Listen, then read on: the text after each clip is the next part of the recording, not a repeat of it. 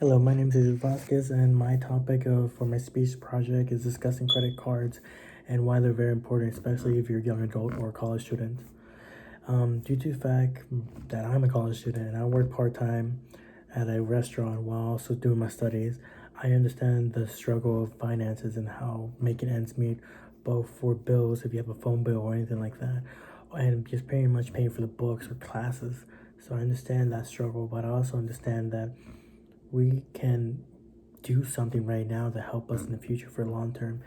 I'm not talking about index funds, I'm not talking about stocks, I'm not talking about anything of that, but just credit cards, something simple, something that you don't have to put so much money or invest in so much money, so to say. So credit cards are something common people, a lot of people use, and has this mis mis has this bad reputation of being just used just to be in debt, and you always be in debt. Nothing, you can't fix that. But there is people miss the opportunity that they can use that to get a lower interest rate for houses, and B, lower interest rate for cars as well, but also help, and C, help you get a better opportunity to work, because you're not just graduating yourself, but your class and other people with the same degree. So you need some form of upper edge if you plan to pretty much make it out in the world.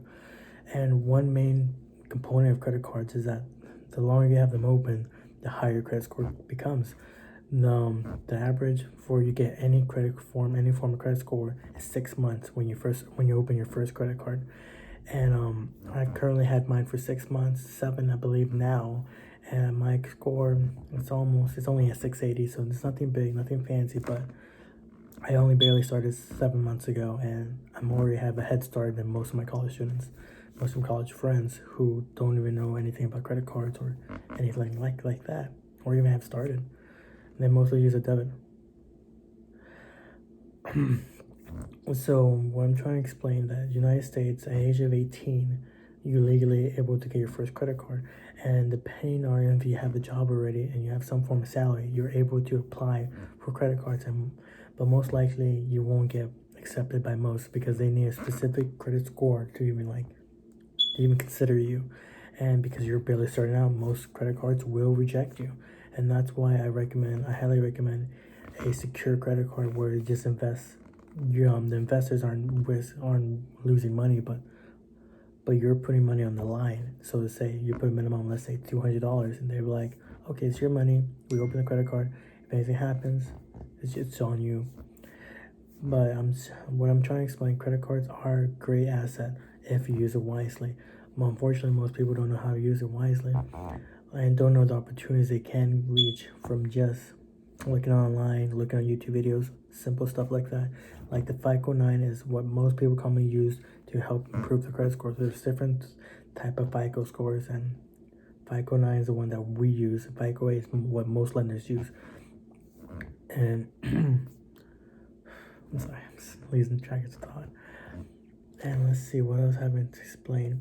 But just like this is a great asset, but it's also has bad things. You have to have double-edged sword if you're not using it properly. If you don't know how to use it, I recommend not opening it until you have firm grasp. I don't recommend spending oh, now I have a credit card, I'll buy whatever I want. That's not what I'm saying, because that's most likely gonna end you with a lot of pain and a lot of debt, including your college debt. So highly recommend no. So what you need to focus on is just, what do you pay right now? If you pay for gas, you just use credit card for gas. If you only use it for gas, you're still paying it, and you pay it on time, you're still paying the same amount of gas, but it's just an extra step in it. But the extra step will allow you to slowly form a credit score and that credit card will increase slowly. That credit card score will slowly increase.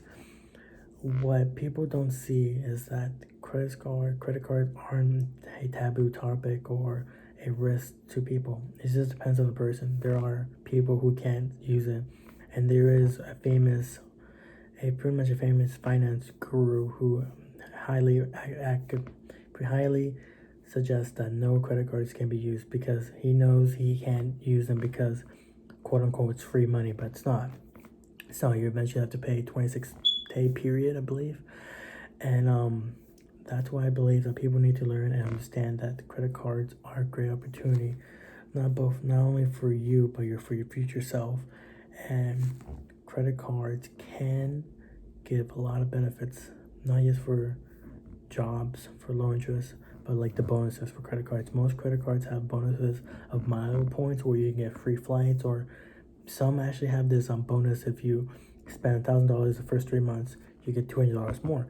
But 3 months you can pay for your phone bill, you can pay for your gas. There's a lot of things that you can pay during those 3 months. You don't need to go find something that's $1,000 to be able to get that bonus. So little things like that allow you to pretty much gain the upper hand in an unstable time, especially with the COVID. A lot of jobs have permanently been lost, so you need the upper edge in some form of fashion if you want to find some job when you graduate. And then when you graduate, you can have some form of pretty much relief that you have a good credit score, allowing you to get like a car if you need a new car, or a house if you want to move into a house, or if you want to put down a payment on an apartment. You have low interest rate, they have more trust in you. Credit card reports and credit card scores are two main things that you need to know the difference between. So pretty much the credit card report is just they get the details, like if there's any missed payments, anything like that. If you always pay on time, how much is it? Some form of fashion like that. And then credit score is pretty much just like a college report card. They you see only A passing and then B is not passing. The credit report shows them each assignment that was due or made. So credit cards have the opportunity to give you great assets if you use it wisely.